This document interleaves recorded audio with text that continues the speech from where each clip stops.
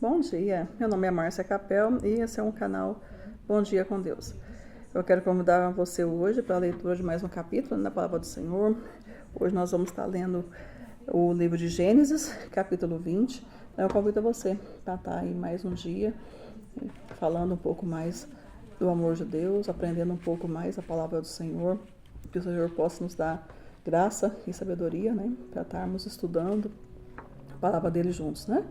E você que ainda não é inscrito no canal, se inscreva no canal, compartilhe aí com as pessoas que você ama, que também querem caminhar conosco, né, nessa leitura da Palavra do Senhor. E o título da minha leitura de hoje, a minha Bíblia hoje, diz A Peregrinação de Abraão e Sara. Inicia-se assim: E partiu Abraão dali para a terra do sul, e habitou entre Cádiz e Sur, e peregrinou em Gerar.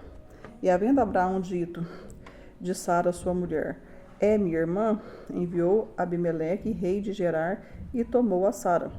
Deus, porém, veio a Abimeleque em sonho de noite e disse, eis que morto serás por causa da mulher que tomastes, porque ela está casada com o marido. Mas Abimeleque ainda não se tinha chegado a ela. Por isso disse, Senhor, matarás também uma nação justa? Não me disse ele mesmo, é minha irmã? E ela também disse, é meu irmão? Em sinceridade do meu coração e em pureza das minhas mãos tenho feito isso. E disse-lhe Deus em sonho, bem sei eu que na sinceridade do seu coração fizera isto. E também eu te tenho impedido de pecar contra mim, por isso não permiti tocá-la. Agora, pois, restitui a mulher, seu marido, porque profeta é, e rogará por ti, para que vivas. Porém, se não lhe restituíres, sabe que certamente morrerás, tu e tudo que é teu. E levantou-se Abimeleque pela manhã de madrugada, e chamou a todos os seus servos, e falou a todas essas palavras em seus ouvidos. E temeram muito aqueles homens. Então chamou Abimeleque a Abraão, e disse-lhe, que nos fizestes? Em que pequei contra ti, para trazer sobre mim e sobre o meu reino tamanho pecado? Tu me fizestes aquilo que não deveria ser feito. Disse mais Abimeleque a Abraão, que tens visto para fazer tal coisa? E disse Abraão, porque dizia comigo, certamente não há temor de Deus neste lugar, e eles me matarão por causa da minha mulher. E na verdade, ela também é minha irmã, filha de meu pai, mas não minha irmã da minha mãe, e veio a ser minha mulher. E aconteceu que, fazendo-me Deus sair errante da casa de meu pai, eu lhe disse, seja esta a graça que me farás em todo lugar de onde chegarmos. Dize-me, é meu irmão. Então tomou Abimeleque ovelhas, e vacas, e servos, e servas, e os deu a Abraão, e restituiu-lhe Sara por mulher. E disse Abimeleque, eis que a minha terra está diante da tua face, habita onde for bom aos teus olhos. E a Sara disse, vês que tenho dado ao teu irmão 1000 moedas de prata, eis que ele te seja por véu dos olhos para todos os que contigo estão, e até para com todos os outros, está advertida. E orou Abraão a Deus, e sarou Deus a Abimeleque e a sua mulher e as suas servas, de maneira que tiveram filhos, porque o Senhor havia fechado totalmente todas as madres da casa de Abimeleque, por causa de Sara, mulher de Abraão. O que nós podemos aprender nesta manhã com esse capítulo?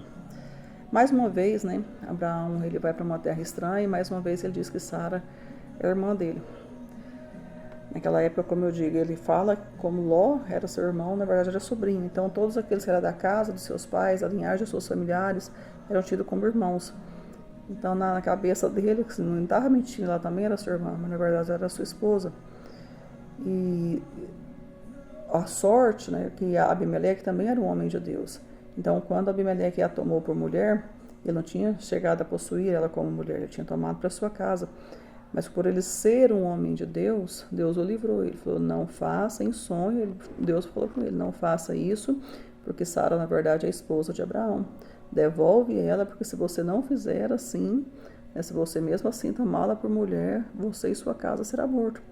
E naquele momento Deus cerrou todas as madres, né? Deixou todas as mulheres da casa de Abimeleque que foram estéreis por causa de Sara. Então, assim, uma maldição que Deus deu. Mas aí quando Abimeleque reconheceu que estava errado, ela era esposa de Abraão, devolveu para Abraão, e Abraão assim orou ao Senhor, e Deus abençoou a casa de Abimeleque. Deus abençoou a casa dele, e todas as mulheres da casa, do reinado de Abimeleque, elas tiveram filhos, né? Foram abertas suas madres. Quando foram abertas suas madres é porque elas deixaram de ser estéril e tiveram filhos, né? Então, assim, quando nós estamos na presença do Senhor, por mais que algumas pessoas nos lançam, né, alguma coisa ruim, né, como Abimeleque estava quieto no canto dele, aí veio Abraão e fez, né, assim, falou que Sara era irmã dele, ele ia ser amaldiçoado por aquilo, assim como lá atrás o faraó foi amaldiçoado. Só que Abimeleque, ele era um homem de Deus, então Deus avisou, não faz, né, não faz mal, não faz isso, porque senão você vai ser. Então Deus muitas vezes ele nos avisa, né? Ele nos avisa de quando nós estamos prestes a fazer coisa errada. E muitas vezes a gente faz mesmo assim e depois nós queremos chorar na presença do Senhor, né? Muitas vezes a gente erra, a gente peca, é o pecado consciente. Você está errando, você está pecando, você está fazendo uma coisa consciente que aquilo é errado. Mas mesmo assim você permanece fazendo. E isso nos gera, né, maldição nas nossas vidas. Então nós possamos aprender, entender o que é maldição, o que é certo, o que é errado, e o que a gente faz de errado. O pecado consciente, ele gera maldição, ele gera morte. Então o pecado consciente, ele gera morte, porque o Senhor falou, Abimeleque, ali, se você mesmo assim a tomar, você e sua casa morrerá. Então por isso que nós falamos, por isso que a Bíblia fala, o pecado consciente, ele gera morte. Então nós possamos entender, saber o que é pecado, aquilo que nós estamos pecando, que nós estamos errando conscientemente, isso vai nos gerar morte. Às vezes morte física, às vezes morte espiritual. Muitas vezes não é a morte física, mas muitas vezes é a morte espiritual. Então por isso muitas pessoas morrem espiritualmente falando, né? Deixam de ser cristãos, muita gente se frustra diante de Deus, né?